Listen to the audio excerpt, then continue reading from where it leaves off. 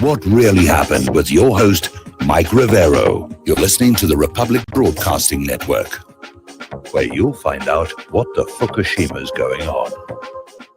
And welcome to our show today. It's Tuesday, May 12th, 2020, getting into the week here. We got a lot to talk about today. As usual, the phone lines will open at the bottom of the hour, but Mike is in our control room, twiddling the dials and keeping us out of trouble for the time being here. Quick little program note, tomorrow's show will be a rebroadcast. I have to go to the doctors, and they're going to do some tests, and they're going to knock me out, so I'm going to be loopy by showtime. But I'll be back here live on Thursday. So let's get into the news here. For me, at least, I hope for you as well, the big breaking story is the whole collapse of Russiagate and the rise of Obamagate and all those people who basically tried to sabotage Donald Trump. They're panicking. They're running around in circles and screaming and shouting here. And I'm looking at this story that came out of Domagood.com about how the investigation into the origins of the Russian probe is going full throttle. And apparently, U.S. Attorney for Connecticut, John Durham, is joined by U.S. Attorney for the Eastern District of Missouri, Jeff Jensen, and interim U.S. Attorney for the District of Columbia, Timothy Shea, basically talking about how, they're preparing indictments. Crimes were committed here, including perjury before Congress, at the very least. So Clinton, Rice, and Obama are sweating bullets. New evidence is continuing to emerge. And again, another article from rightwingnewshour.com. The only candidate who was colluding with Russia was Hillary Clinton. We pointed that out yesterday. There was the Uranium One deal. There was basically having Christopher Steele go to Russia and try and dig up the dirt on Donald Trump, apparently with the cooperation of some of the Russian authorities. That's collusion right there. So Hillary Clinton colluded with the Russians to falsely accuse Donald Trump of colluding with the Russians, is really what it comes down to. Now, the FBI is caught holding the smoking gun while standing over the still warm body. When the investigators are investigating the investigators, nothing ever seems to happen. This time, John Durham is expected to turn the tables and do something different. Now, Christopher Steele was recently interrogated by the Russian bankers who are suing him for lying about them. What he told them seems to prove there really was a candidate in the 2016 election colluding with Russia, and that was Hillary Rodham Clinton. So Trump is accusing Obama of the biggest political crime in history, and a lot of people are saying, does this exceed Watergate? It's certainly close in the running, I think. I think it's definitely close in the running. We're talking about an outgoing president working with the machinery of government to sabotage the incoming president. You had Obama, who was about to step down, go to the head of the FBI, Comey, and say, investigate my successor so I can work against him. And Comey said, yes, sir. Now, the Wall Street Journal argues that Obama is getting very nervous. As well he should. This will affect his legacy. You know, people look back at Richard Nixon and all they think about is Watergate. And they don't look at the good things that he did. Probably most people can't even remember the good things he did. Because Watergate overshadows them all. And this is what's going to happen to Obama. Future historians are going to look back at Obama, the Obama presidency, and say, oh yeah, that was that whole Russiagate thing. Now, Trey Gowdy has come out saying he made mistakes relying on the FBI's word on Russiagate. Well, yeah, anytime you rely on the word of the FBI, you're making a big mistake and you're going to be made to look foolish. So, Russiagate collapses, as we mentioned the other day. CrowdStrike is now admitting there was never any evidence that Russia stole emails from the DNC servers. It was all made up. Of course, as we reported yesterday, there is now evidence that Seth Rich was in contact with WikiLeaks all along. Now, Obama official Evelyn Farkas has admitted lying on MSNBC about having evidence of collusion between Trump and the Russians. They were all lying to you. Doesn't it make you angry? Don't you get mad when you get lied to? These people are supposed to work for you. That's the way the rules were set up. Well, if you're an employer and you've got an employee who's lying to you, what do?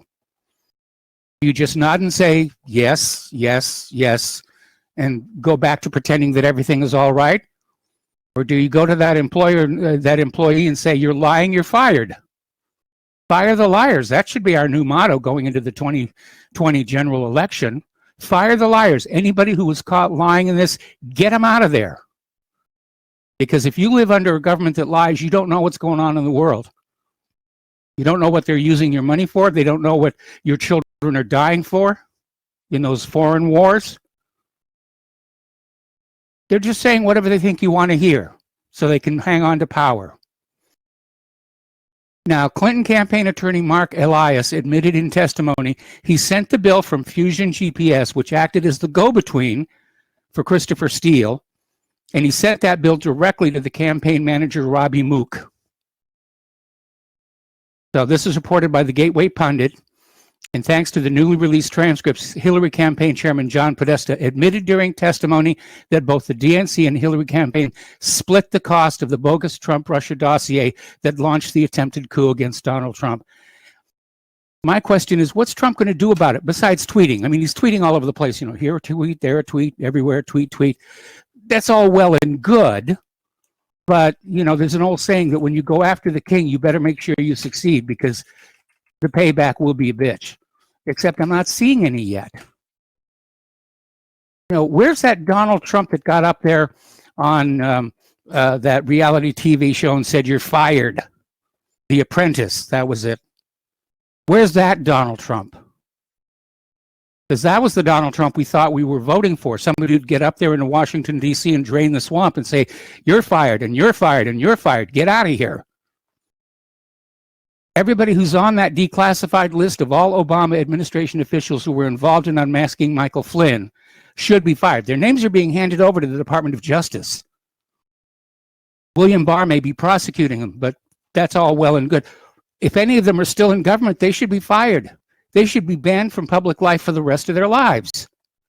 We can't have people like that in government and have a functioning nation, as you can plainly see with your own eyes. Now it's coming out that James Clapper may have lied to Congress about briefing Obama on the Flynn-Kislyak calls. Pardon me. Former DNI James Clapper told Congress he did not brief President Obama on then-incoming National Security Advisor Michael Flynn's calls with the Russian ambassador, but former FBI Director James Comey said he did. We've got a he said situation going here, but one thing is obvious, somebody's lying. And we literally cannot tolerate that anymore. Let me ask you this. For those of you who are parents, would you tolerate your children lying like this? Then why do you tolerate politicians lying like this? Time to wash out some mouths with some soap, I think.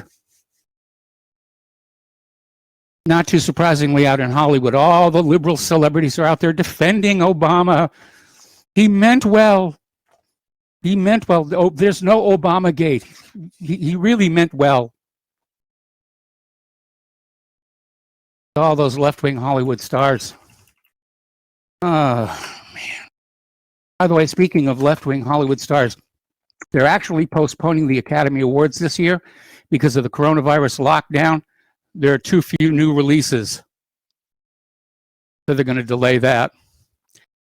Getting on over to our other political news here, Joe Biden is still hunting for a vice president, and apparently, according to reports, Kamala Harris and Elizabeth Warren are the top two contenders in the hunt for VP, and other sources are saying Harris reportedly is in the lead. At least it's not Hillary. I won't really be able to relax until the Democratic convention is over and Hillary is not on the ticket. Then I'll kick back. Have a little relaxing time here. Now, MSNBC and CNBC founder Tom Rogers, who's currently the editor-at-large with Newsweek, believes that Joe Biden is not ready for prime-time election season and has been unable to articulate a winning message, even with all the softball interviews he's been doing. And we've observed that as well. And, I'm looking forward to when he actually debates Donald Trump, because he's going to have to do that. There's no way he can move forward without debating Donald Trump, and Trump is going to eat him alive. Now, yesterday we were talking about how the governor of South Carolina could put the kibosh on the GOP convention because of the coronavirus.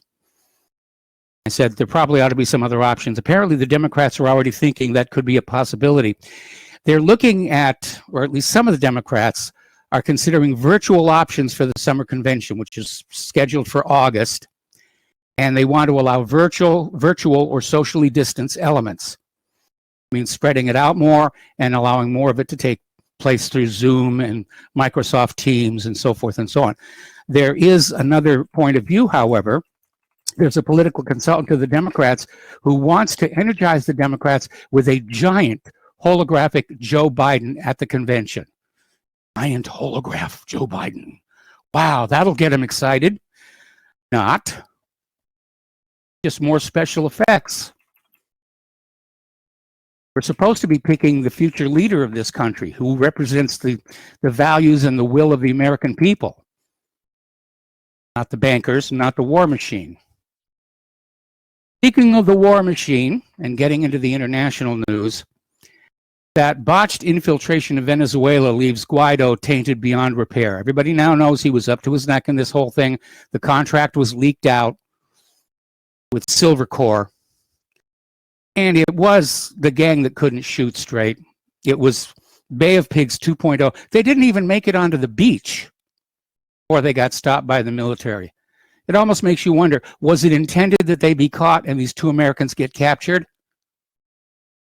Because now the U.S. has an excuse. Yes, you give us our Americans back. We had nothing to do with this invasion, but you give us our Americans back here. So, story coming out of popularresistance.org, the U.S. wants the release of two veterans who led the failed coup attempt in Venezuela. They're actually making that demand right now. Personally, if they were really disinterested, they would just leave it alone and say, look, you guys invaded a foreign country with hostile intent. You're going to have to pay the price for it. At the very least, they're guilty of violating the Logan Act. They're engaging in foreign policy, you know, which they're not supposed to. The U.S. could use that as an excuse. Give us these two or we're invading. That puts Maduro in a very delicate position. Because if he surrenders these two guys, it'll be seen as encouraging more attempts on his life. And if he doesn't surrender the two guys, then the U.S. has an excuse to invade. Maybe it was a setup. Maybe it was intended for these clowns to get captured in the first place. And I feel bad for all those others who got killed and captured. They didn't realize they were being set up, sacrificial lambs, as it were. Now, believe it or not, the United Nations Security Council put together a resolution for a global ceasefire during the COVID-19 epidemic.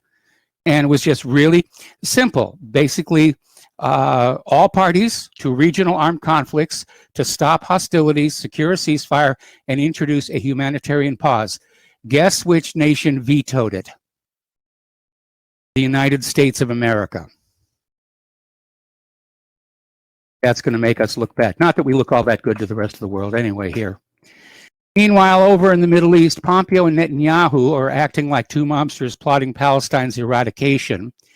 And apparently, Pompeo's visit to Israel to discuss the Zionist regime's planned annexation of the West Bank region with Israeli Prime Minister Benjamin Netanyahu is like the gathering of two mobsters plotting to eradicate Palestinians from their indigenous homeland. Now, let me ask you a question. How would you feel if tomorrow Netanyahu got up and said, well, we're going to annex Manhattan, or we're going to annex California? Because that's about as legitimate as saying we're going to annex Palestine. It's a fancy word for steal. Now, the difference, of course, is that in theory, at least, the United States can defend themselves against an invasion by Israel. With all those wonderful weapons the U.S. gave to Israel, of course, it will be difficult. The Palestinians are rather defenseless. Just like that. What if tomorrow Israel says we're annexing the United States? The whole thing. How would you feel about that? Well, that's how the Palestinians feel. And Israel's out there trying to say, well, no, this will be a good thing. Really, the Palestinians want us to come in and take over.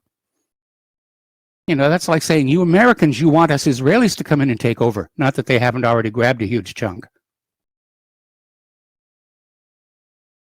Anyway, religious leaders all through the area are expressing their concern about what annexation is going to mean for the numerous holy sites.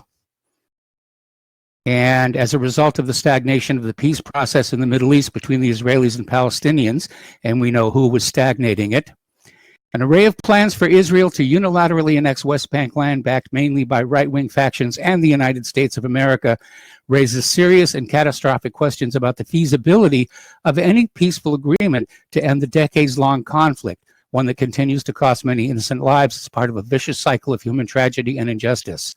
The Council of Patriarchs and heads of the Holy Land churches view such unilateral annexation plans with the utmost concern and calls upon the state of Israel to refrain from such unilateral moves, which could bring about the loss of any remaining hope for the success of the peace process. Frankly, it could start a war. And it probably will. And yes, it'll be a one-sided war, but the Palestinians have shown in the past they don't care. It's their land and their homes they're fighting for. Earlier today, Dr. Anthony Fauci had a session at the U.S. Senate, and they testified to the Senate Health, Education, Labor, and Pensions Committee. Much of it was done virtually. Fauci himself was testifying remotely. The chairman of the committee was there remotely, and they were all spread out 6 feet apart, and it's the first time in history that a Senate session has involved virtual components. Basically, what he told the committee is that opening the U.S. economy too soon will lead to needless suffering and death, the exact same wordage that he used when he sent an editorial to the New York Times. Now they're saying New York City won't open until September because it's those tightly packed urban areas where most of the coronavirus is happening. In fact, if it keeps going like this, they're going to stop calling it the China virus and they're going to start calling it the New York virus, because that's where it's all coming from. The Pentagon just did another study showing that having the flu vaccine increases your risk of contracting coronavirus by 36%.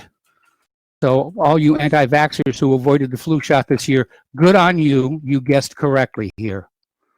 Another study is showing the fatality rate of COVID-19 is pretty close to a bad flu. It's not the slate wiper everybody said it was going to be right at the very, very beginning. Okay, White House staff, including Jared Kushner, finally wear masks after Donald Trump's valet and Mike Pence's press secretary test positive. But the president is still barefaced. Supposedly, Trump ordered the White House staff to all wear masks, but he himself is not. Now, here is something that's probably going to keep you awake at night. If Donald Trump comes down with the coronavirus and is unable to work, and if Mike Pence comes down with the coronavirus and is unable to work, guess who gets to be president? Nancy Pelosi. Now, I bet she's out there already just burning a black candle and saying, you know, don't feel good, don't feel good. Can you imagine how much damage she could do just with a week in that Oval Office? Amazing here. But there is a coronavirus cluster apparently starting in the White House, and people are very, very concerned. President Pelosi, ooh, God, my skin is crawling at the thought of that. All righty, let's see. Lockdown-free Stockholm could achieve herd immunity in May. Herd immunity means the people who didn't die from it. That's what it really means. So apparently the Swedish ambassador has revealed 30% of the city's population already have immunity. We're going to take a break for commercials, and we'll be right back. I'm sorry, I forgot to put my volume up there. My bad, my bad. It's a hardware problem. Loosen it on the keyboard, or in this case, the mixer. Anyway, a reminder that Republic Broadcasting is in the middle of a perpetual fundraiser, and we need your help to keep doing what we're doing. So the postal address where you can send a check, money order, or if you prefer anonymity cash is Republic Broadcasting Network, 2251 Double Creek Drive, number 302, Round Rock, Texas 78664. The phone number where you can do a credit or debit card donation is 800-724-2719, extension 3. The network thanks you. I need to rig up a switch on this mixer so the on-air light actually goes on when I'm on the air, because right now it can be very confusing. Alrighty, so getting on back to coronavirus. Sooner or later, this was bound to happen with prisoners being released for having, to keep them from getting coronavirus. Apparently, on a security camera in LA County lockup, they caught 21 inmates trying to infect each other deliberately with coronavirus in order to secure an early release. And they were sharing a cup of hot water and breathing into the same face mask. And of course, now that they were caught doing that, if they do come down with coronavirus, too bad you're not getting out. Okay, over in Michigan, Governor Whitmer has asked the police to arrest a barber. Sheriff says, heck no. And apparently a volunteer civilian militia guarded the barber shop and refused to let the police enter. So this is really getting tense there. And Whitmer is out there basically frothing at the mouth saying, these are not suggestions. These are orders and they are not optional. So she's tripling down on her ego trip, I guess, for lack of anything better. Megachurch pastor Brian Gibson has announced he plans to open the doors for worship gatherings at all 4 of his congregations this Sunday in support of Americans' First Amendment rights, and he's calling on all places of worship nationwide to do the same. We'll see if that really happens. Claire's church is due to open the middle of June. And we already talked about this, but the Oscars organizers are making plans to postpone the 93rd Academy Awards by 4 months as a lack of new releases during coronavirus shutdown threatens the 2021 awards season. It'll be middle of next year before we get to see who takes home the Oscar. Not that anybody watches those anymore. Have you seen how bad the ratings have been in recent years? I think people are getting tired of the Hollywood elites congratulating themselves. That's what all these award shows are. I'm great. I'm wonderful. See, I have a gold thing. Zinc. They're seen them. Okay. Elon Musk is out there saying, arrest me. He has defied the coronavirus lockdown restrictions and reopened his Tesla plant in California after suing local officials for ordering it to remain shut until June. So they've started back up. There was an aerial shot on Fox News of the parking lot there at the plant. It was full of cars, people wanting to go back to work, people wanting to build those cars. And Musk has already announced he's going to move the Tesla headquarters out of California. He's just had all the regulations and taxes up to here. And that prompted some response from California legislators, including a few that were a little bit profane, didn't really look all that respectable, and what we like to think of as restrained, rational government here. But Donald Trump tweeted his support for Elon Musk after he opened that Tesla plant. Now, here's a good one. Uber co-founder Travis Kalanick has bought a $43.3 million Bel Air mansion while 3,500 staff from ride-hailing firm are laid off. And because they're not considered regular employees, they don't get unemployment. He laid them all off in a 3-minute Zoom conference call. Started moving into his new home. 43 million sounds like an awful lot, but mostly you're paying for that prestige Bel Air address. Nancy Pelosi has drafted a $750 billion state bailout bill. The Republicans were not invited to collaborate. And handing out the money like crazy. Shale giant Chesapeake is in trouble because of the recent oil price crash. They may go bankrupt. And once again, the U.S.-China trade talks are failing miserably. It's almost like Groundhog Day. You keep going through the same thing over and over and over again. Not so with pork processing. This story kind of bothered me a little bit because we're hearing about how pigs are having to be euthanized and we can't get the meat to the American markets. And yet, U.S. processing plants have quadrupled pork exports to China. Shouldn't we be keeping this meat at home for the American people? I'm going to take another break for commercials, and we'll be right back. And welcome back to our show here. Now, Twitter has anointed itself the arbiter of coronavirus truth with a pledge to label even disputed and unverified claims as disinfo. They're even threatening to do it to President Trump's tweets.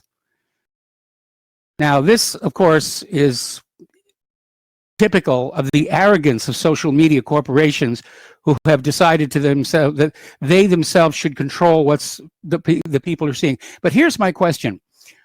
What makes Twitter any more competent or able to tell what's right and wrong, truth and false, fact and fancy than anybody else? Twitter is imposing their opinions on the material coming through. They're not qualified doctors over there. They're software engineers, and they've got a very successful platform going, but that doesn't qualify them as medical experts. Nobody really seems to know what's going on with coronavirus, even at this late date. It's all a matter of opinion. And I hate to sound arrogant myself here, but my opinion is just as valid as that of Twitter. So why is Twitter asserting its opinion over your opinion? Good reason to not use Twitter anymore, which I don't, by the way. I'm sure somebody out there, there's somebody working for Twitter saying, well, by golly, we're going to shut down his Twitter channel. Go ahead. Ask me if I care. Okay, let's talk about this case of Ahmad Arbor. He was shot twice in the chest and once in his hand, according to the autopsy. They're weighing hate crime charges against the white father and son. Now, remember, the story is they accused him of burglary. They saw him walking out of this home. Now, he was empty-handed as far as anybody can tell. And they tried to execute a citizen's arrest. And apparently, Ahmad decided he wasn't going to go along with that and fought against them and wound up getting shot.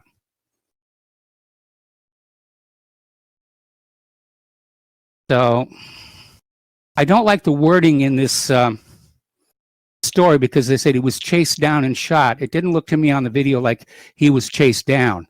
It looked to me like he approached the guy with the gun and fought against him. This is going to be a real tricky one, but they're going to do Zimmerman all over again. They're going to convict these two guys in the court of public opinion as quickly as they can and use that political pressure to get the desired outcome. It's no more valid legal proceeding than a witch trial.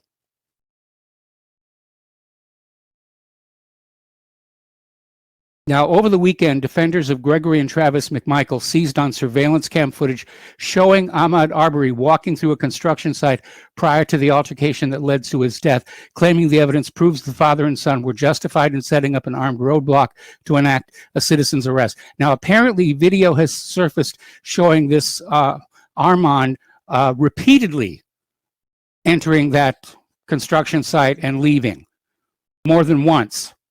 So we don't know if maybe he found something to take and then went back looking for something more. Then a neighbor spotted him, called 911, and he split. And that's when he ran into Gregory and Travis Mcmichael. So it is a very, very complicated issue. It's a complicated story. We can't leap to any conclusions one way or the other. We need to just basically keep on getting as many facts as we absolutely can and not go with assumptions about what's happening. But at this point, it's a shame he's dead. Shouldn't have happened. But the video is very damning, showing that he's going into this construction site repeatedly.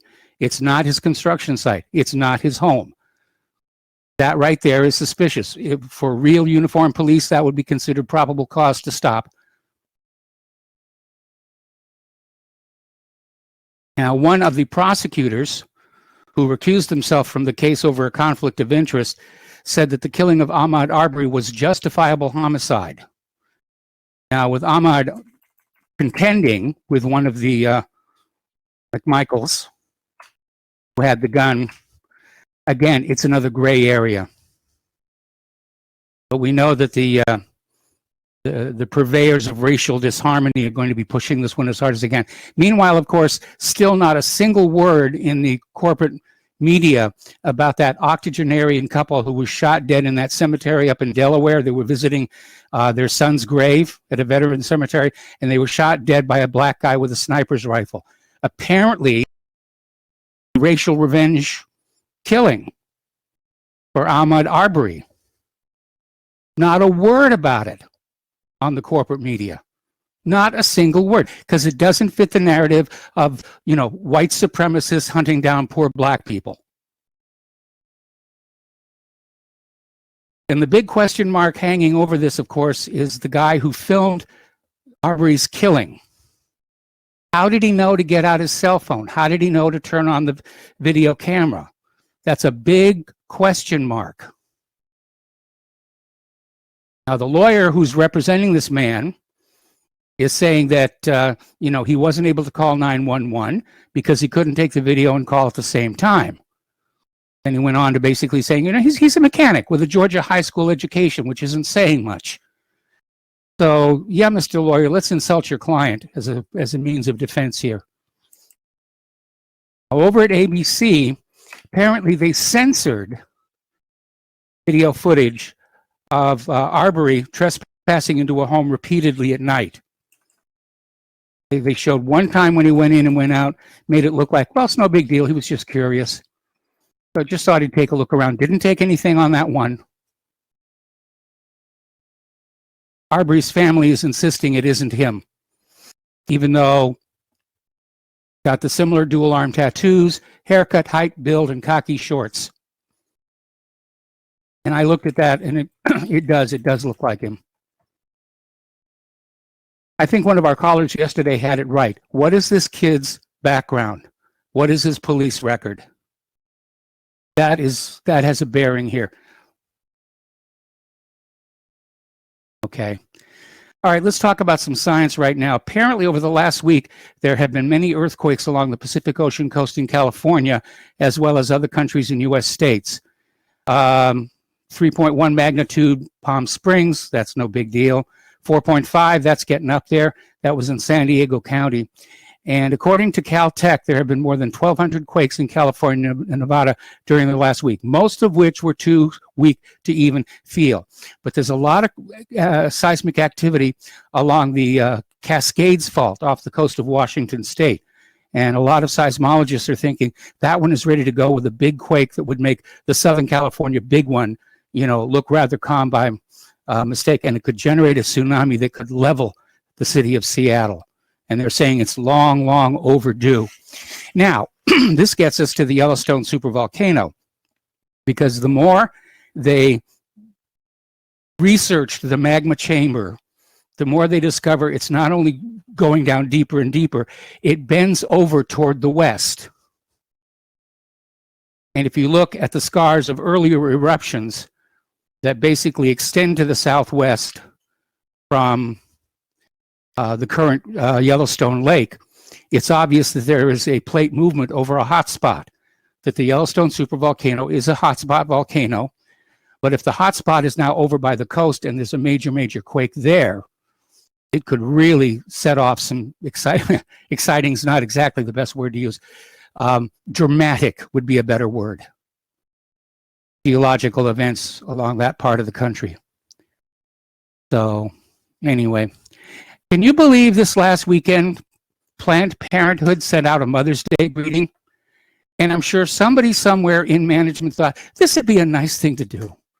Happy Mother's Day, from the people who chop up the little babies and sell the parts.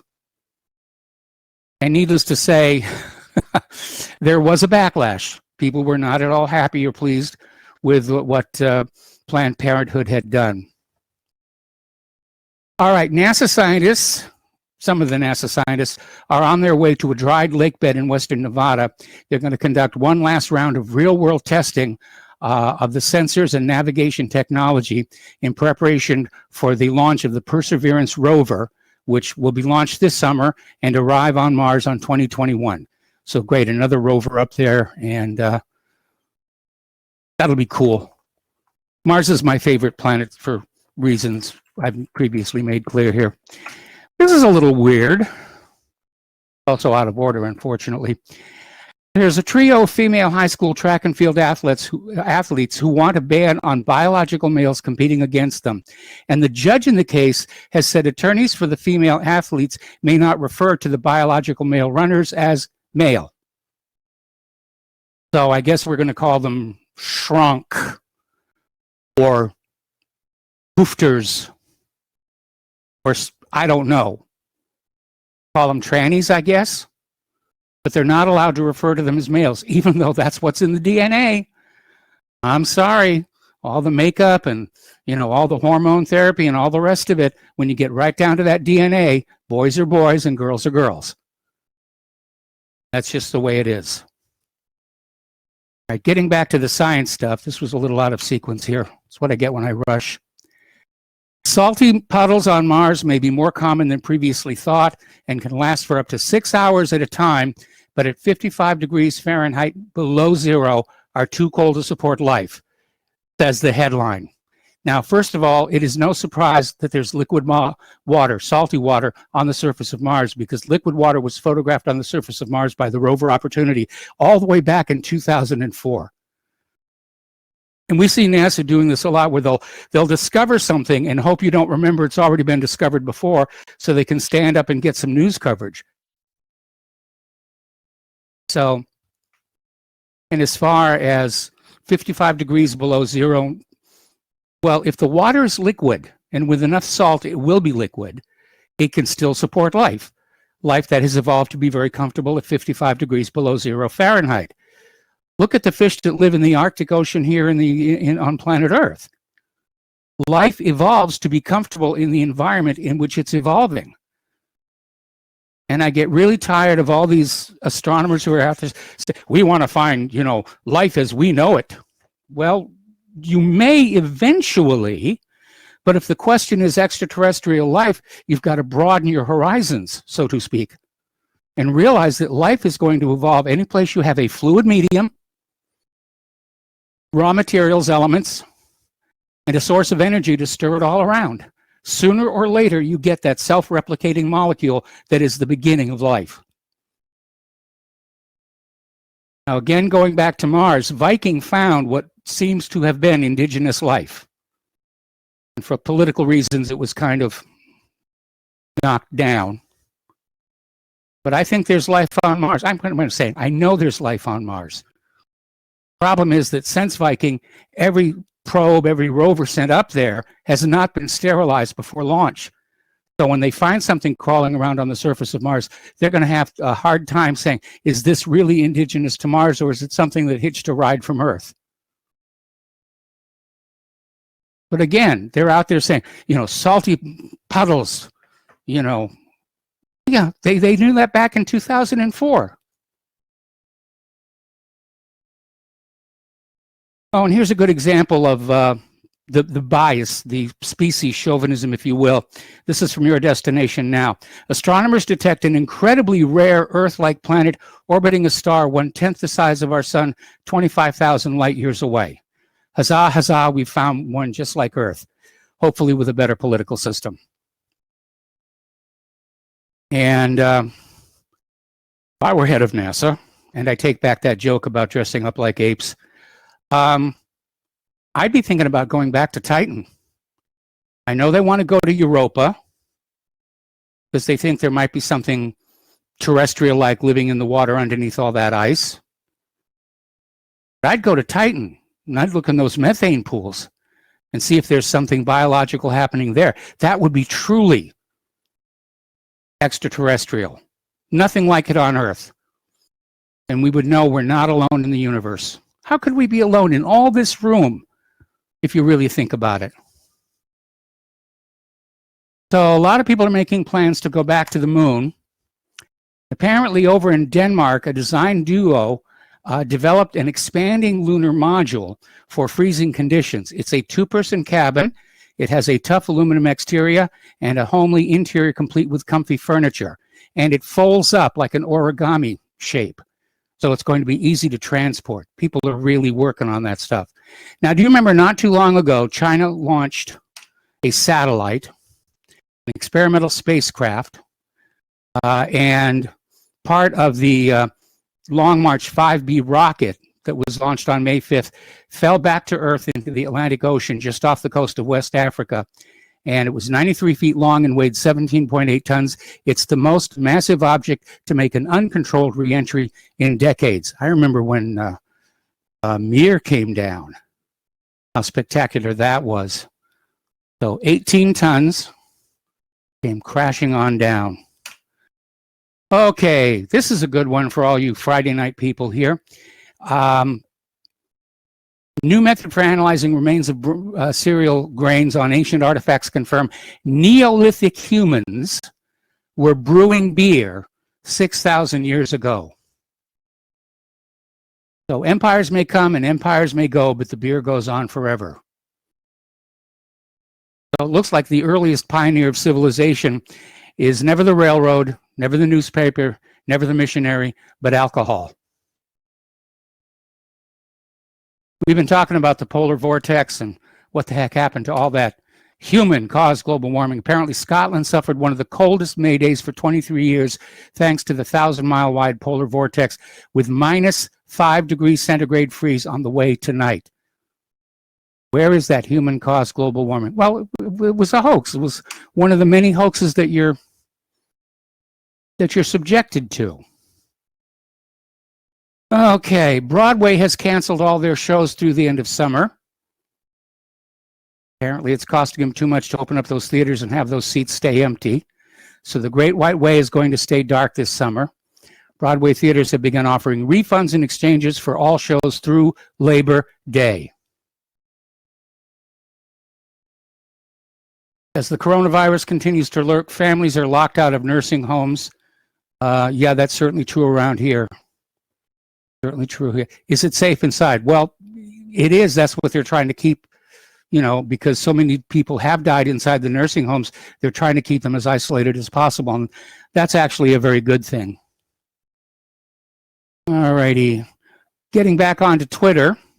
Apparently, they're telling their employees they can work from home forever if they wish. Apparently, it worked out very well. We're going to take another break for commercials. Back with the last segment of hour number 1 after these few words. And welcome back to our show here. We're going to go ahead and open up the phone lines now just a little bit early and get the callers going there. 800-313-9443. That's 800-313-9443. Meanwhile, over in Great Britain, the British government has given the film and TV industry the green light to restart along with social distancing rules. So just imagine Romeo and Juliet 6 feet apart, or Doctor Who 6 feet away from everybody. So it's going to get a little bit interesting before that gets done here. Okay, so Dr. Fauci is still out there warning of needless suffering and death. That's his new catchphrase, needless suffering and death. And he's certainly disagreeing with Donald Trump about reopening the country here.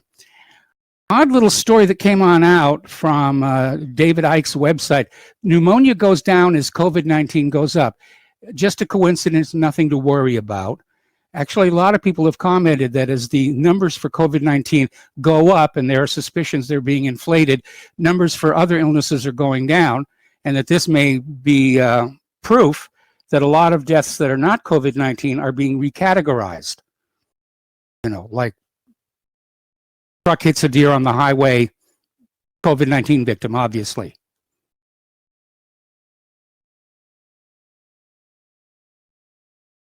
Already talked about the declassification. Okay, federal law enforcement officials arrested a professor at the University of Arkansas for allegedly concealing his involvement in a program that the Communist Chinese Party uses to steal intellectual property from U.S. institutions. Now, it's probably going on both sides here. Gloria Faye Brinson, 88, and W.D. Brinson, 93, have a love anyone would be proud of. Married for 72 years, the last year has looked a little different for them after Faye started living at W. Frank Wells Nursing Home in McLean, Florida. Well, that's a tearjerker, and yeah, nursing homes are very, very difficult indeed here. Okay, still no callers on the line, so go forward and see what else we can find to talk about here.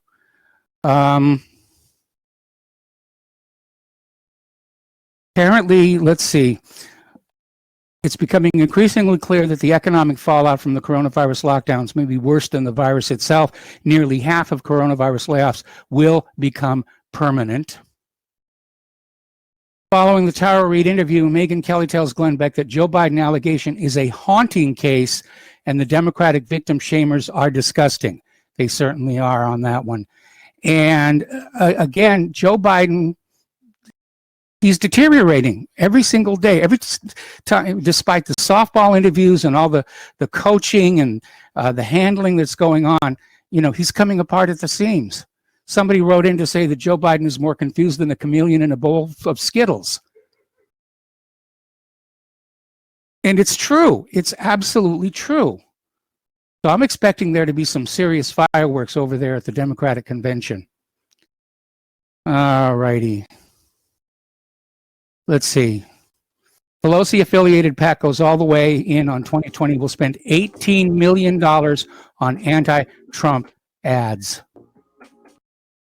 Trump ended a press conference after CNN reporter Caitlin Collins repeatedly interrupted him. Caitlin, that is the president. Okay. So callers are starting to come in, but we're coming up here on our station identification break.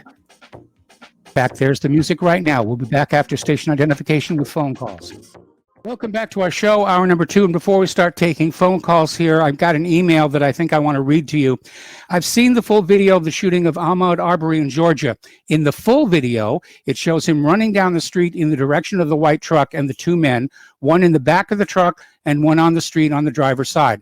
Ahmad is not blocked by the truck. He runs around the passenger side of the truck, cuts across the front of the truck, and attacks the guy in the street. The guy in the street defends himself and doesn't initially fire. In the ABC, CBS, NBC video, they, just like Chuck Todd's editing of AG Barr, cut out the jogger running around the side of the truck and attacking the guy in the street. And the next thing you see is him getting shot. The edit is so obvious, it's disgusting. In the meantime, YouTube has taken down the complete video as offensive. Well, no wonder I couldn't find it here. All right, we're going to go to the phone, starting with Kelly in Austin. Hello, Kelly. Welcome to the show. What's on your mind? Hi there, Mike. You mentioned tectonic activity and earthquakes up along the Pacific Northwest. Yes. That subduction zone is very active. It starts up just north of the San Andreas transform system, and then it swings all around the Pacific. It runs through the Aleutian Islands and on down along the Ring of Fire. The west, the west coast of the Pacific, swarming the Ring of Fire. And that area up there in the Pacific Northwest is probably one of the more active areas. That's the Juan de Fuca plate is being subducted beneath the North American plate.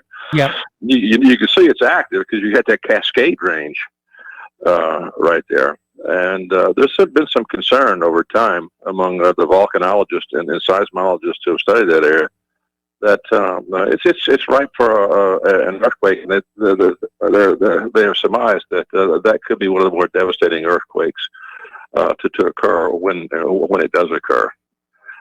So the damage to the northwest, to the Seattle area, and in that area could be immense, and it could be enormous loss of life. And of course, if that's accompanied by a volcanic eruption, then all bets are off, because you might not be able to live up there again. The Yellowstone supervolcano is a supervolcano, and they've mapped out the movement of the hot spot over time. You can see where it's erupted about every 600,000 years.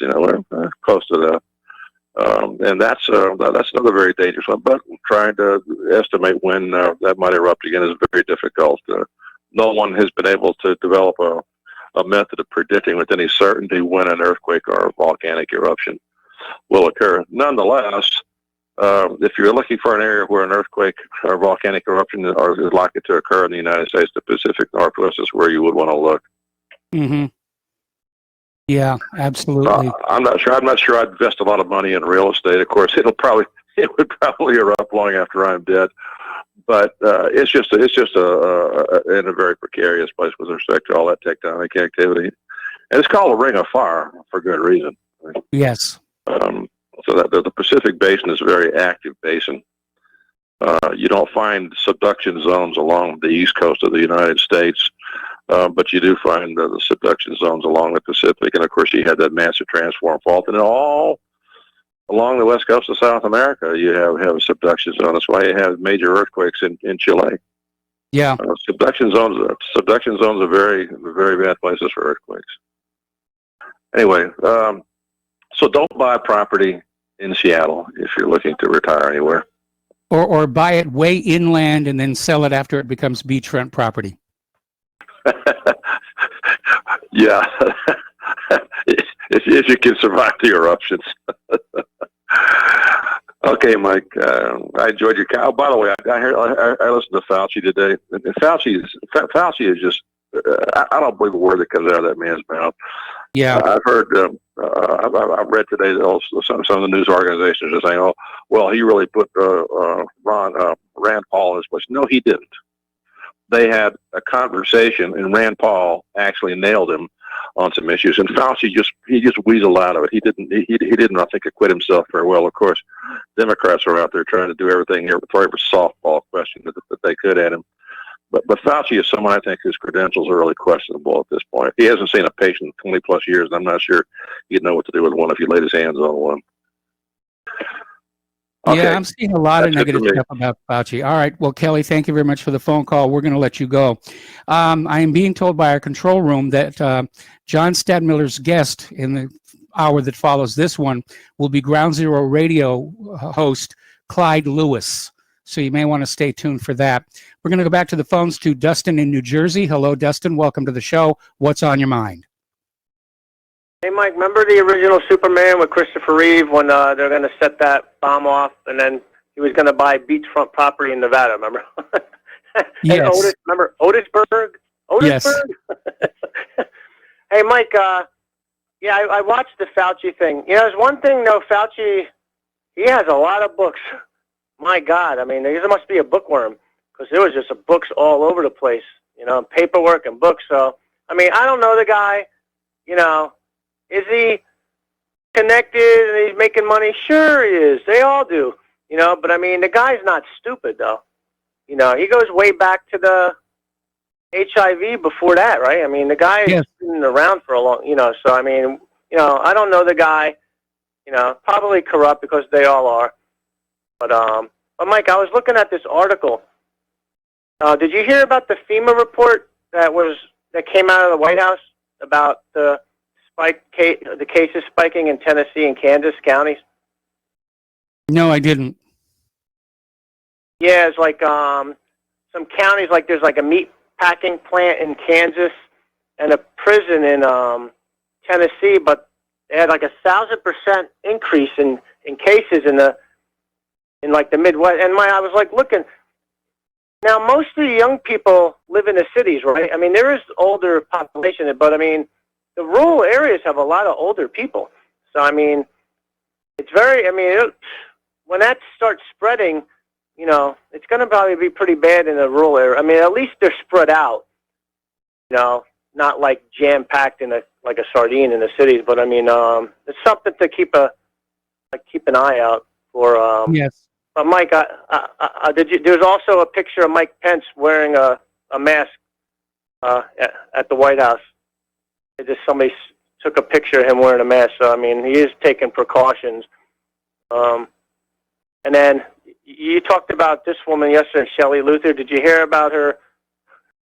She had received her check before she went into the jail. The PPP check for $18,000. Yes. Yeah, it's like, you know, Mike, I mean, I know a lot of these people do the GoFundMes and stuff, but who was the guy who worked for our government? Was that Peter Strzok?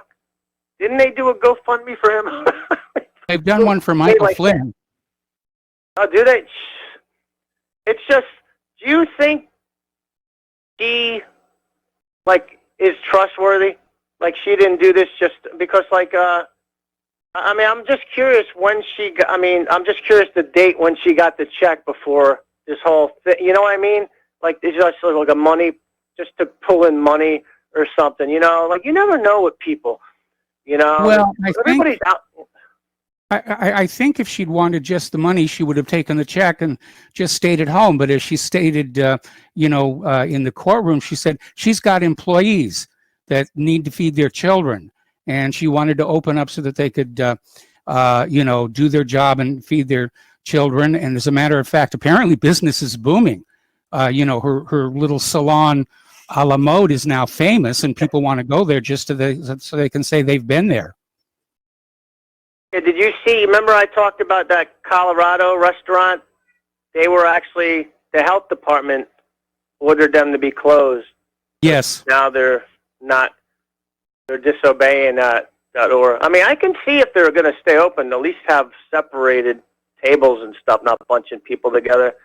But, like, I don't know, I saw an interview with the guy, and he even says, because I said this, like, our government's all over the map with this.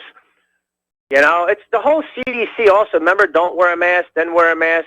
And the reason why they didn't want you to wear a mask because they didn't have enough masks to go around for the healthcare worker. But, I mean, it's just, it's a bureaucracy. So there's just nobody's sticking to the same playbook, it's really, we're in bad shape.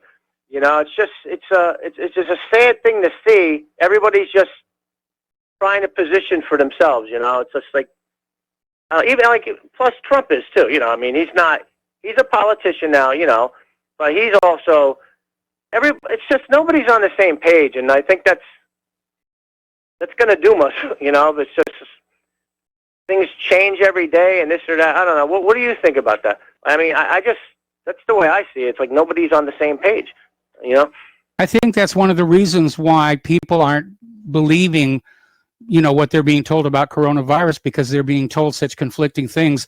I got an email from somebody earlier today saying the biggest problem, with trusting anything that's coming out about it is that everybody's saying something different. But we do know one thing. Did you see what happened in South Korea with the gay bar or something? They had to shut that down because somebody spread the disease at a gay bar in South Korea, which is that's a taboo thing, I guess, in South Korea and Asia, Or like, they have like what they call it, a cluster over there. So, I mean, yeah, man, I still think we're in for the long haul. I mean, and Mike, all these people who, if it changes and it mutates, if you're immune to it, say, can you get the mutation? It depends on how bad the mutation is. If it's a slight mutation, probably not. But if it mutates enough to where the antibodies don't recognize it, then yes, you can get it again.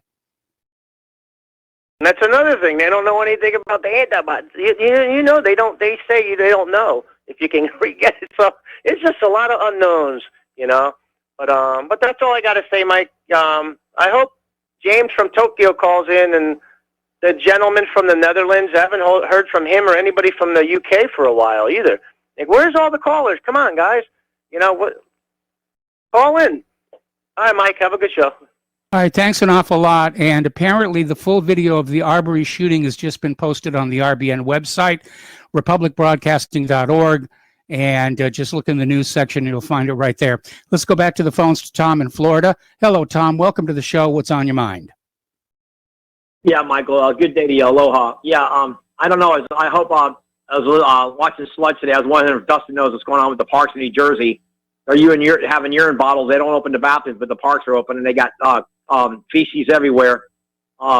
New Jersey, the governor, they're open the parks, but he won't open the bathrooms there. So the people are using urine bottles, and they're urinating everywhere in the parks, and there feces everywhere over these parks in Jersey.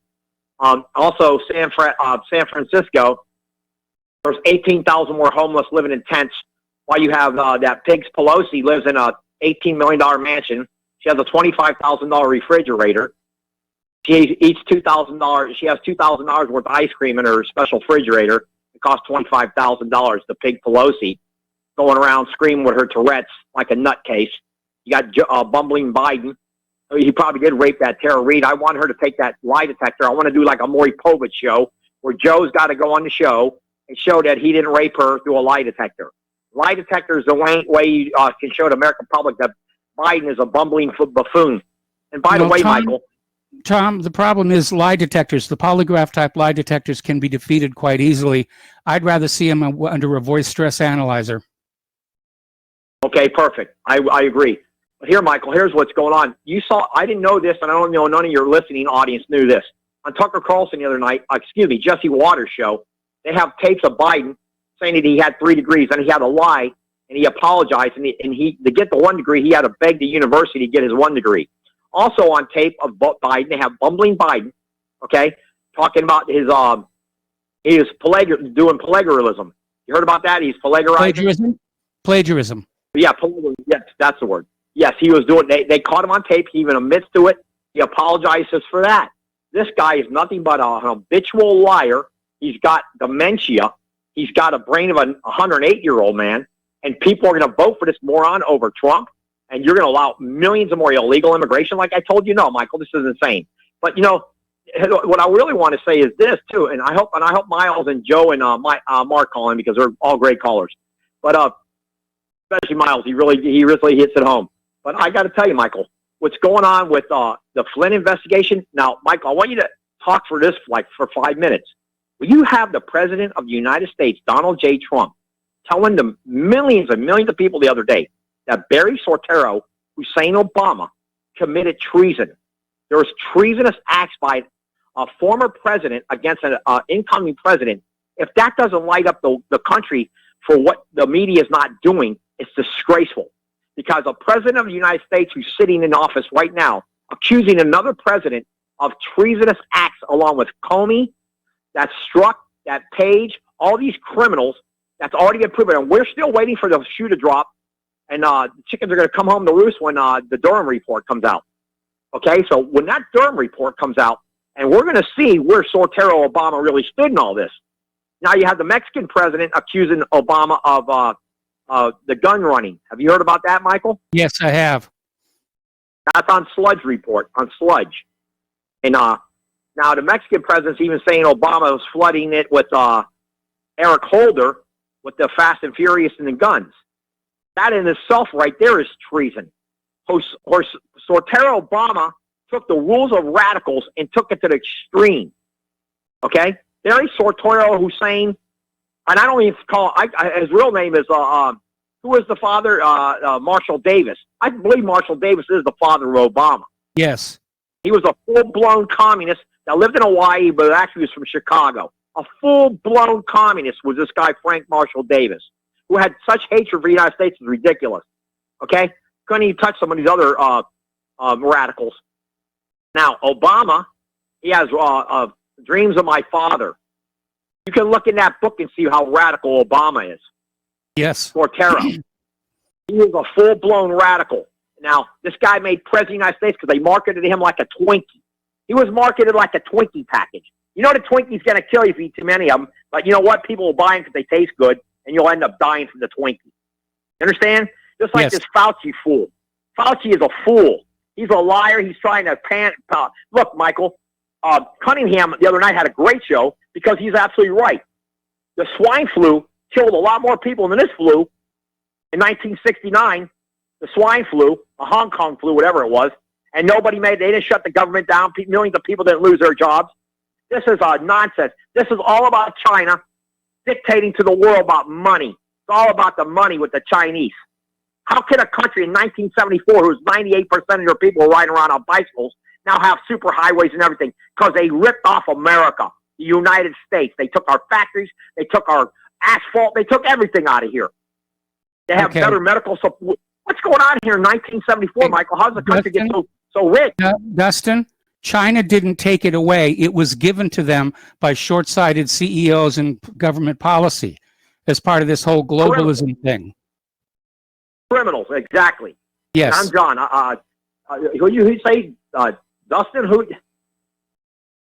Whatever. Okay, Michael. Anyway, listen, all I can say is what's going on right now with the Democratic Party, how they're getting away with the narrative to get a guy like Biden elected is disgraceful.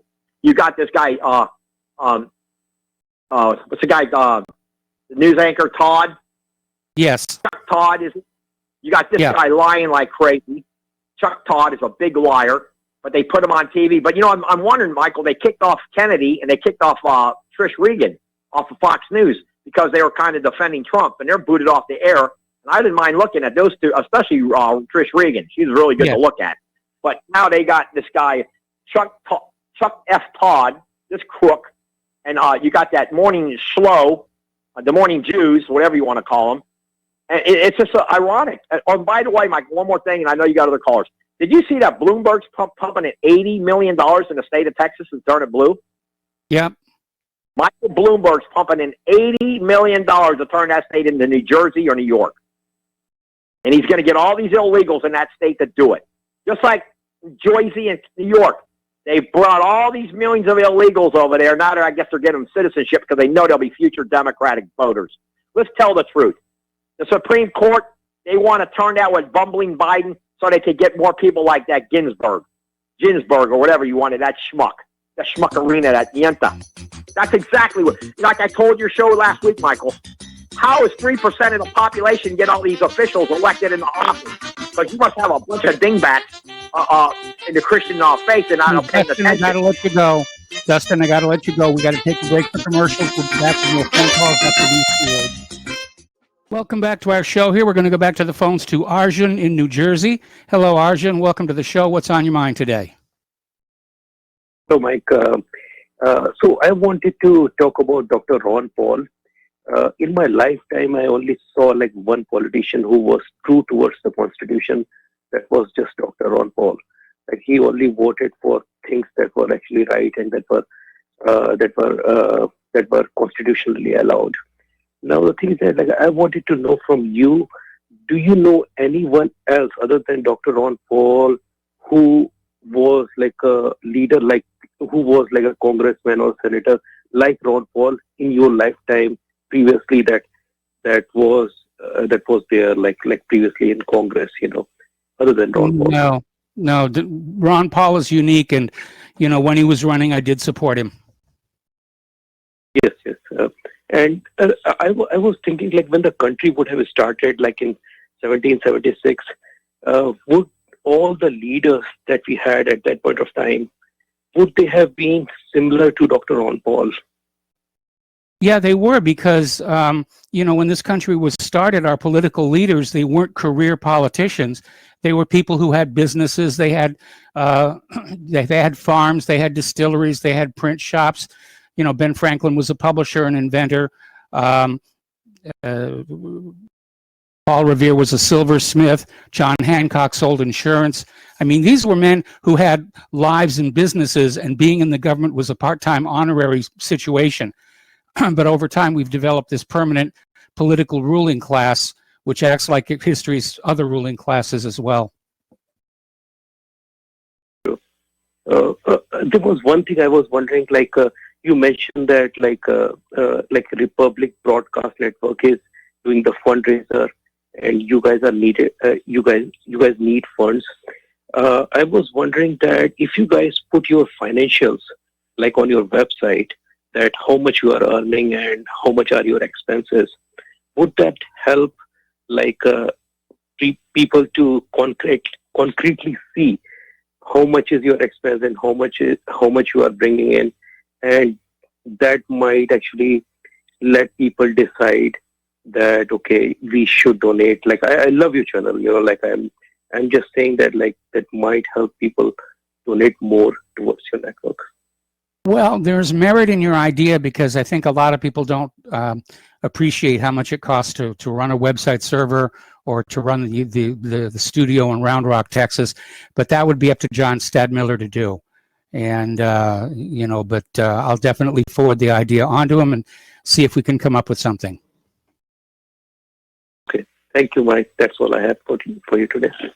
Okay, thank you. And we're going to switch over to Robert in Illinois.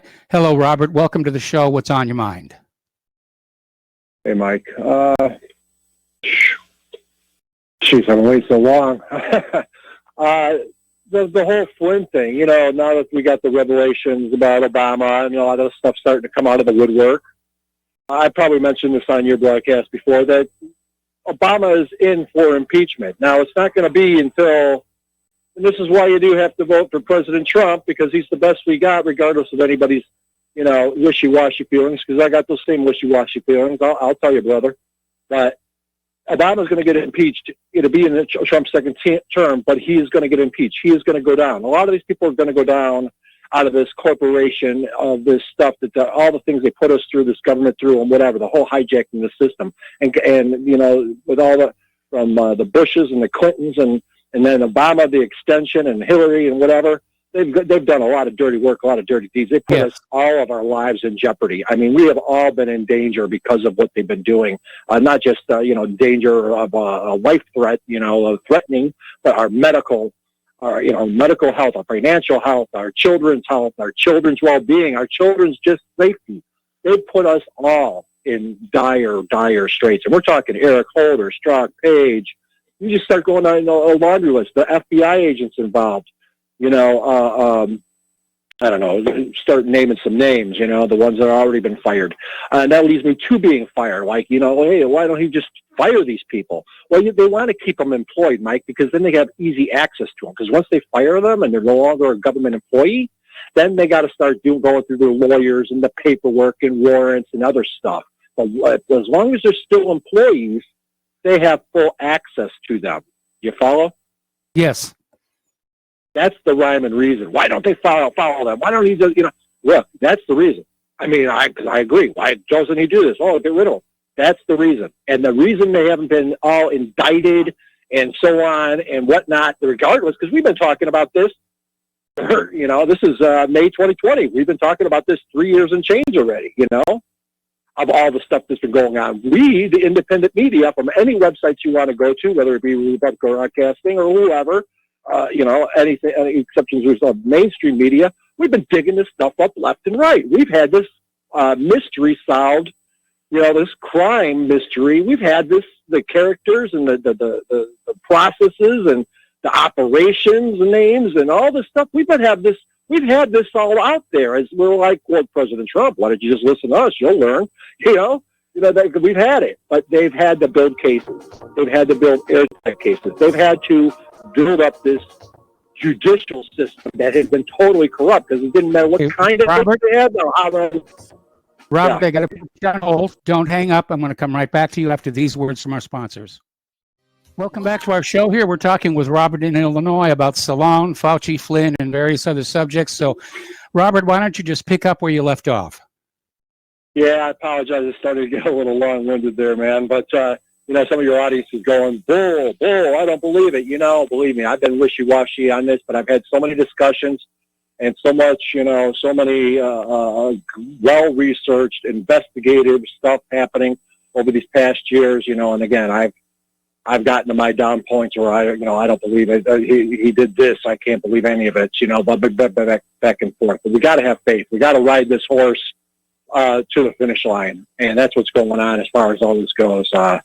He may not be perfect with what we got, and all the rest of them are deep state players. Regardless, they're all just trying to vie for their attention and so on and so forth. Impeach 44, postpartum, however you want to say it, even though President Obama isn't president anymore.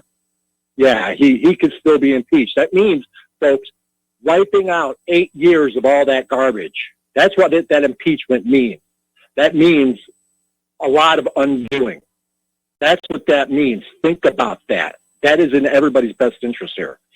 Let me move on. Shelley Luther, Dustin starts putting question about Shelley Luther. I listened to her on the Power Hour a couple Fridays ago, and she is an independent salon owner. What she does is she's one of those owners where she rents out some space, like she contracts space out to like different whatever. That's how she runs the business, and then they pay her rent.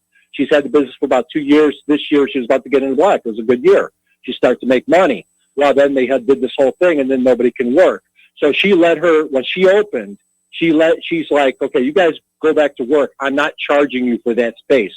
She's true, okay? She's not some shill doing some attention thing, and she just got caught up because they came after her, and that's how she got the headline. And she fought back. She stood for her, principles.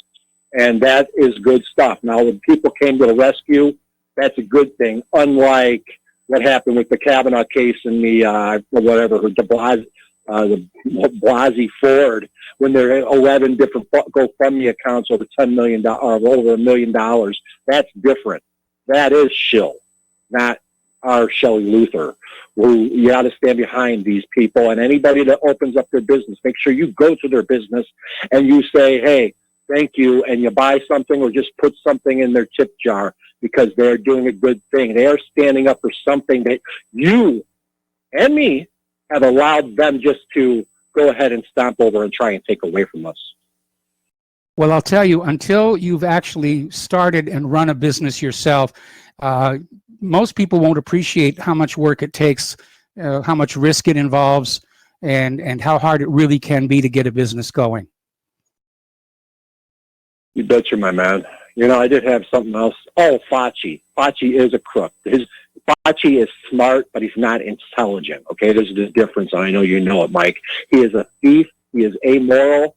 His whole career has been about failing up. And if you're going to listen to Dr. Fauci and his little congressman, then you've got time to listen to a slew of Dr. Judy Mikovits's interviews, yes, conversations, whether it be video or audio, or even buy her book, Plague, and now she's got Plague of Corruption.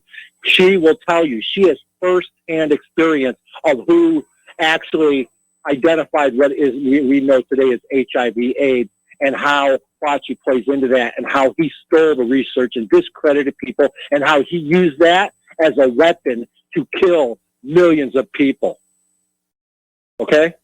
Yes. Which leads me to those prison guys. You know, they just had to do prison rape. They would have got coronavirus just that easier. That's the best way to get it. Prison rape themselves with all the blood transfer. They would have been done. I don't know what this coughing and drinking warm water. These guys are, that's how dumbed down we are. They already were, they already knew. That's whatever. I'll let you go, Mike. Take care. All right. Thanks an awful lot. We're going to switch over to Kevin in West Virginia. Hello, Kevin. Welcome to the show. What's on your mind? Hi, Mr. Mike. I have a bunch of things that are actually on my mind. The first one is Dr. Ubenfuhrer Fauci. What yes. a fraud. What a fraud. Not only is he a fraud, he's a criminal and needs to be tried for crimes against humanity, as well as the guy who wrote the original report from, what was it, the college from London? It called, it started with an I, and I forget what the name of that Oh, yes. I know who you're talking about, the one with the bad computer models. The one who had to quit his job when he turned out he was breaking was over at Imperial College, and he was having an affair with a married woman, and they were violating the lockdown to do it, and he had to quit his job. Yes. I think he should be tried against crimes against humanity because his original report is what everybody around the world went on. Now, here's something else that not a lot of people are talking about. I'm highly, highly pissed off at my fellow Americans and also disappointed for being scared into being locked down or put on house arrest, and because that's what that was. And here's why I'm upset. Because when you shut the first world down, you kill the third world. So everybody who's for this lockdown, you have blood on your hands. It's called the third world. How does everybody feel about that? How do you sleep at night knowing that you have blood on your hands and you've killed millions of people from shutting down the first world economy? That's an interesting aspect. I mean, nobody thinks about these things. No one does. No one ever thinks about the ramifications of their actions. Yeah, I mean, this whole virus thing, yeah, it was made in a lab. This was a simulant. Y'all don't know what's coming next. Everybody capitulated and did what they said for these lockdowns. They got us right where they want us. Whenever the federal government or these bureaucrats or whatever, they say jump, we Americans, instead of saying no, we say how high. Nobody will stand up anymore. Where is the men in this country that will fight back? Because you know what, Mike, I'm not for violence. I'm not at all for violence. But we are so far gone off the Constitution and off the Bill of Rights. There's no way back unless we take it back by force. I hate to say that, but I think that's the next step that has to happen. And if we don't, this is going to continue because this lockdown is never going to end. I liken it to Ted Bundy putting it on his victim, put on these pair of handcuffs and we're going to go for a ride. That's exactly what we did. Put on the handcuffs and now we're in the car. We're ourselves to blame for this. Well, of course, I'm opposed to the idea of a violent revolution. I still think that this country, this government rather, is self-destructing, fueled by an economy which by its very design is doomed to fail eventually. And but we do have to be ready when the crash does come, like the former Soviet Union, that we're ready to restart this country on, as a republic with the Constitution, with the Bill of Rights, a few small modifications.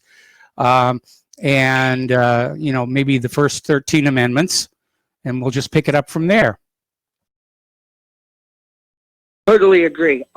Something else I wanted to bring to your attention. I don't know if you're a big Stephen Greer fan or if you follow Stephen Greer, but Alex Jones with InfoWars interviewed Stephen Greer today, and I found it to be a very interesting interview, and I'll leave it at that. It was just interesting.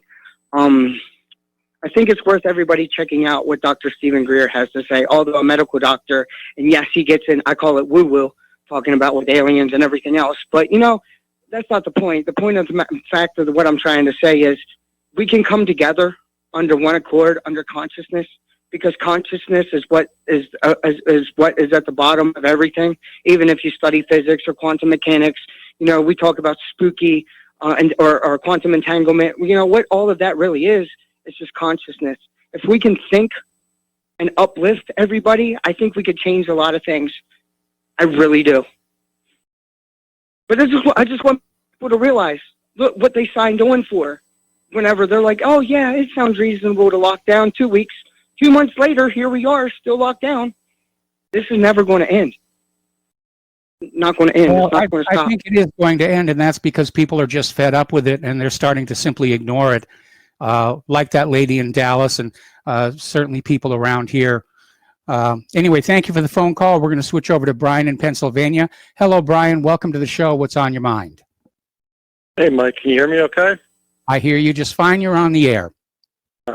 I'm not sure how much you pay attention to everything, but I think it was yesterday, our governor went on Twitter and started threatening businesses where if they open before he gives the okay to do it, they're going to take liquor licenses, get rid of your business insurance and everything. And it's crazy. I don't our own governor is threatening businesses. If you do something before I give you permission to do it, then we're coming after you. And it's crazy. I don't get this kind of world that we're living in. How did we get to this point? Well, the governors, I think, are listening to their own egos. State of emergency, I must act, even if it's an act of utter stupidity. Yeah, I remember, what was it, in March, they were talking we need to shut down for 15 days. 15 days to slow the curve, or slow the spread, flatten the curve. Now it's, we have to eradicate the virus before we can let everybody do anything. And I thought, if you would have asked me in February when all this Corona stuff was happening, that America would have went along with this as far as it has, I would have said you're crazy, and I would have bet every cent I would have had, I would have bet my whole business, everything, that America wouldn't have done this. And I'd be broke. I'd be broke and bankrupt because I truly didn't think we'd ever get to this point. I didn't think we would either. And we were told it was only going to be for a couple of weeks. Now they're saying they have to eradicate the virus. There's no way to eradicate the virus. So under that theory, the lockdown in some form or other is going to continue. It's I was watching a Dennis Prager Q&A, and he said, one of the people asked him, he's like, when do you think that it's ever going to be safe to go outside? And he had the best response. He's like, never. There's always a form of risk walking out of your house, even living in your house. Life is all about risk and risk management and what you determine the risk you want to take. Because I could walk across the street and get killed by a car. Some drunk driver could plow into me, or I could be sitting on my porch and somebody could just walk up and shoot me. Life is just all about the unknown, and when did we get so cowardice? When did that happen where the thought of living your life became so terrifying because of some possibility that could exist? And I don't understand this scenario anymore. Okay, well, I understand exactly what you're saying, and I kind of have the same attitude myself. I'm going to live my life, and, you know, I'm an old guy, and I've had a very good life. Not in the material sense necessarily, but I've gotten to do a lot of things that were really cool, and I intend to go on doing cool things for as long as possible.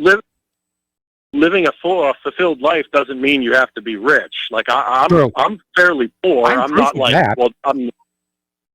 and I have a fantastic family, and I enjoy my family, and I think that the world of my family, all my relatives, like now that I'm getting older, I'm actually reconnecting with a lot of people that I didn't like, family members that weren't really in the best terms when I was a kid, and it's like I realized how much I missed out by being kind of a douche to them whenever I was younger. And like I said, I don't have lots of money, but I mean, I have a great family. I have my business. I have a wonderful girlfriend. I mean, life is about fulfillment in what you determine. Like, I don't have to be a billionaire to be happy, or even have like $100,000. Like, to me, that doesn't matter. Like, I love doing what I do. I love my family, and I love this country because it allowed me to do all this. And we're just letting it die, and I don't get why. Fear. But, you know, we're being scared into, you know, cowering before shadows, and it's definitely wrong.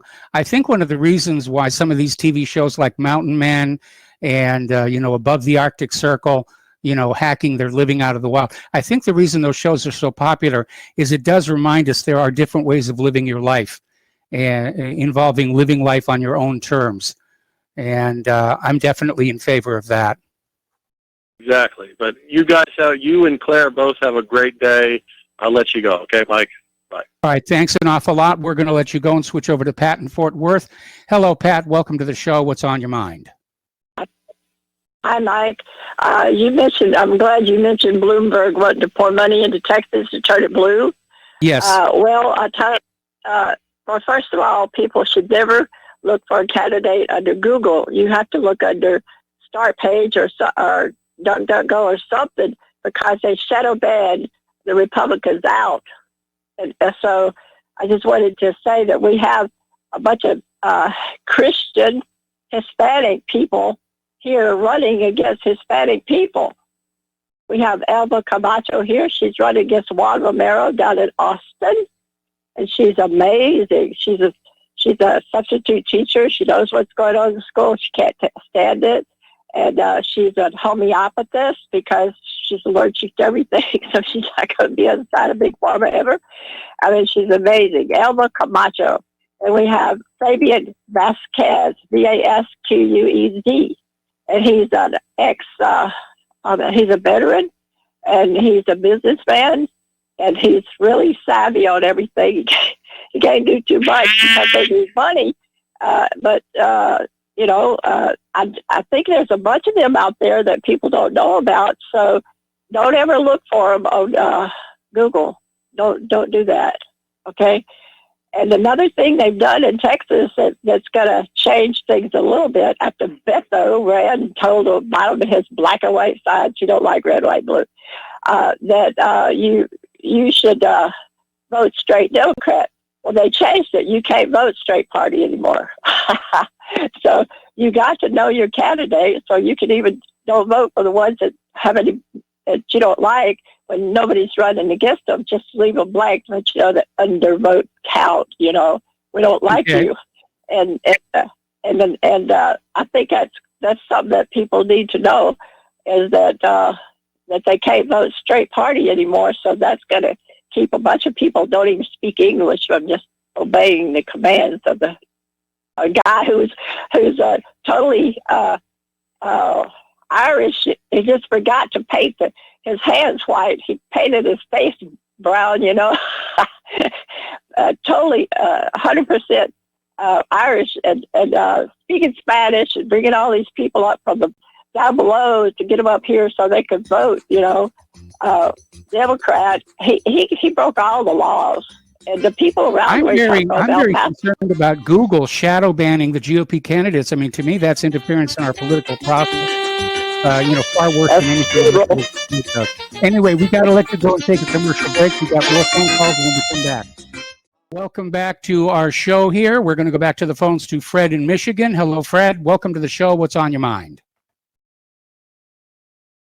Chris Hinckley aired a segment today from U.S. Senate's Health Committee hearings. Senator Mitty Swine Slime Romney queried Fauci regarding a forthcoming vaccine. And Fauci's first declaration is that based on the extraordinarily effective immune function response of the American people relative to COVID, he suspects there could be an effective vaccine in a year or two. I say, based on his first declaration, none is necessary, and that's well-established scientific fact in all of the microbiome, cell bio, mammalian physiology textbooks, etc.